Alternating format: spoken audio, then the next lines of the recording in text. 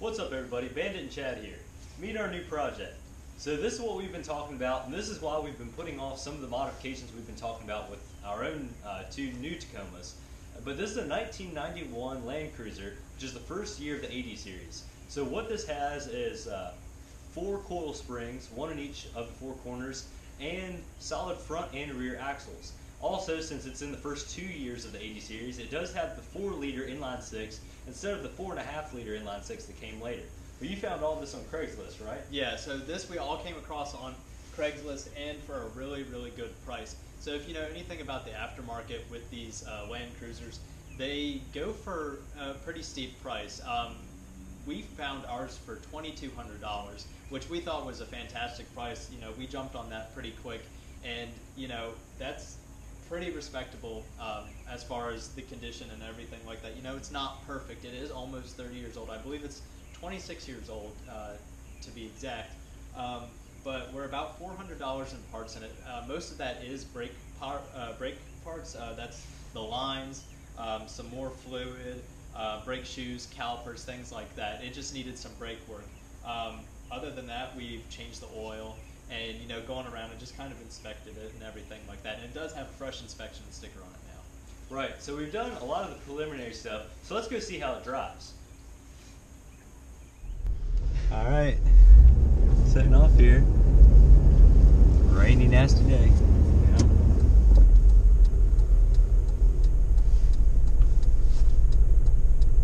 Learning. Let off the brake and see if it drifts back. Nope, transmission's holding us. Yeah. That's good. I have about 10% confidence in these tires. Yeah, me too. So when you turn the vehicle on, does the antenna automatically go up? No, I had to put it up. Oh, you got the antenna button. Oh, 2 antenna buttons. Up Look at and that. down, yeah. Makes a racket. That is some. That's a sweet Wagoneer. Yeah. That's new. I haven't seen that there. Got a nice little vibration to it. It has a bit of a vibration. There we go. There you go. The wipers. Nice. They need to be replaced. See if we got tunes. We do. Wow. Let's adjust it. That, nice. I don't think that channel works.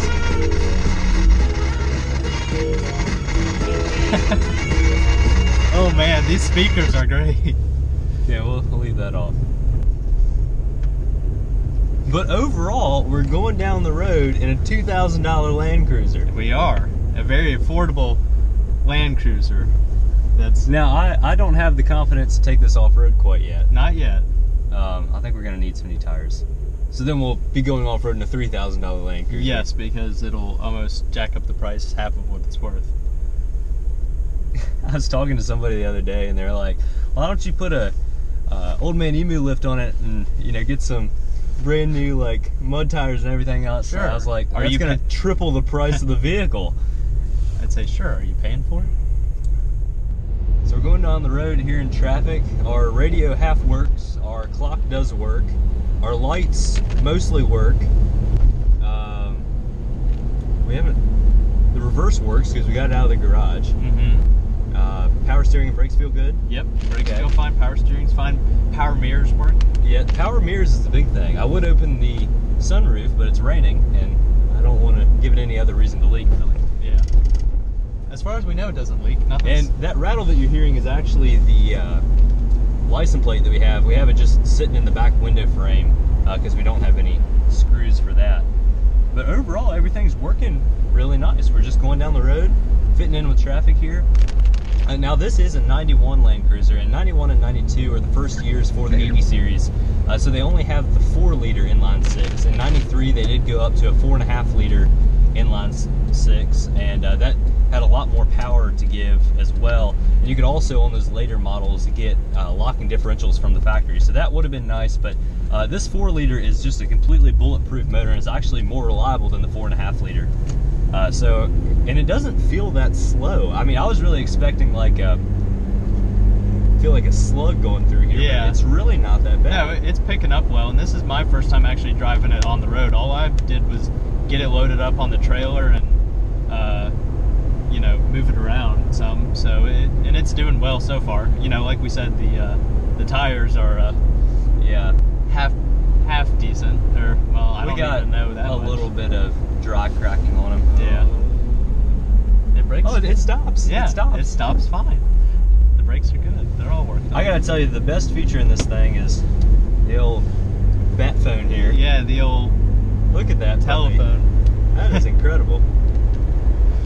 The cruise control does work. Yes, I'm currently using it, and it's staying at about 35. Well, that's a plus. Yes. A lot of these older vehicles don't even have cruise control. I guess that's one thing about buying old luxury vehicles. You actually get something that's fairly well optioned. So that's another thing about the FJ80, right? Is when they kind of started making this more luxury, right? Right, exactly. So the FJ60s were, a really popular vehicle. And then when they switched to these FJ80s, you do get a lot nicer trim, and that they started going in the direction that they're going now. Where it's just a luxury SUV with some serious off-road capability. But also with these FJ80s, you keep the solid front and rear axle that you had with the FJ60, but with the FJ80 you have all four corners have coil springs instead of the leaf spring, so it should give us a lot better articulation when we go off-road. A lot better ride on the road. Yeah, exactly. It's just going to be a lot more capable vehicle, and it probably lightens it up a lot too, instead of having those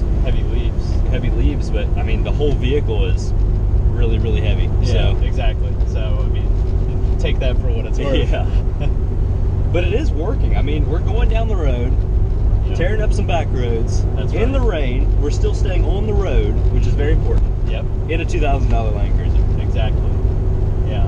I'm still very, very surprised that we actually found one for a very decent price. Right. Yeah. I mean, because most of the ones that we see, at least in our area, people want upwards of $5,000+ for something that might have actually been in worse condition than this was. Right. And, we struggle to even find a 4Runner for $2,000, and this is by far a more luxurious and larger vehicle than 4Runner. I know.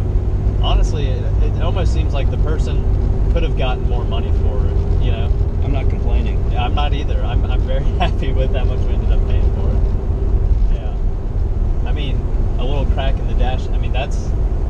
But that's stuff you can live with. I mean, at the end of the day, we're in a 90s SUV. It's going to have little cracks in the vinyl. It's going to have cracks in the side of the seats. I think every Jeep Cherokee XJ and every one of these probably has the same exact problem. Yeah, but I mean, we're going down the road, and it works. I mean, your temperature looks good.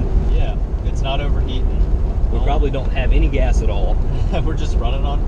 No, the gas light hasn't come on yet while we've been driving, but it does need gas, so we're gonna get that filled up. That is one thing about this vehicle. It probably gets terrible gas mileage. Yeah, maybe around 12. I don't know how it would be on the highway. I would say at best 15. Maybe. I don't exactly know what it was rated for back then, though. I don't know. It's not quite to the point where they don't rate it because of its weight, kind of like the Ford Super Duties and stuff like that. Get that antenna up. Look at that. There you go. That is incredible. It doesn't go up as high as it should, which is another thing that we could probably end up fixing. I mean, there's a lot of little nitpicky things, but I mean, we got the phone, and that's really all that matters. I know, that's a nice little. Just call Alfred and have him open up the Batcave for us. That's right. So there's actually 3 seat belts all the way back here, so you could potentially seat 8 people in this Land Cruiser. Now, two people the size of myself is about all you're going to get back here, because I got a lot of leg space. Turns out when you're 4 feet of legs, you got to put them somewhere. Yeah. But overall, it's really not that bad back here. I have an ashtray back here. I don't smoke, but that's one thing to keep in mind. Yeah. You can open the windows. You can recline the seats. This is incredible. Why does anyone pay $80,000 for a new Land Cruiser when you can pay $2,000 for this one? That's right. You can get 40 of these. 40, yeah. 40. For that price, that's right. This is amazing. So we did just get the Land Cruiser inspected here at one of the local shops in Winchester, and it did pass the inspection. So at least in terms of the legality of it, we are safe to drive down the road, and everything appears to be okay. But that doesn't mean our job is done here.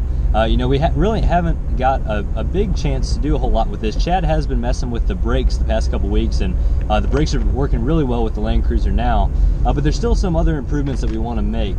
The tires here on the Land Cruiser are the original BFG KO tires that were replaced by the KO2s that are really popular. But these tires are suffering from some dry cracking, so we don't want to spend too much time on the tires until we can get them replaced with something a little bit newer. Also, the rear windows in the Land Cruiser are experiencing some purpling. I guess someone had a bad tint job somewhere along the way. We want to get all that off. We also just want to clean everything up in here. But there's just a couple little quirks about the vehicle. You know, this being kind of our off-road vehicle, it doesn't have to be absolutely perfect. You know, the paint doesn't have to be perfect. The interior, it's okay if there's little dings and everything along the way, but there's still some things that we'd like to upgrade to make it a little bit more livable in here. So Chad and I are both really excited about this new chapter here for the Taco Bandit channel. We realize that a lot of what we do is about Tacomas, but we hope that you all will really enjoy this project, and hopefully it'll even grow our audience here a little bit. So let us know what you think about our new project. I hope you're excited as we are. Thank you all very much for watching. Have a fantastic week, everybody. We'll catch you next time.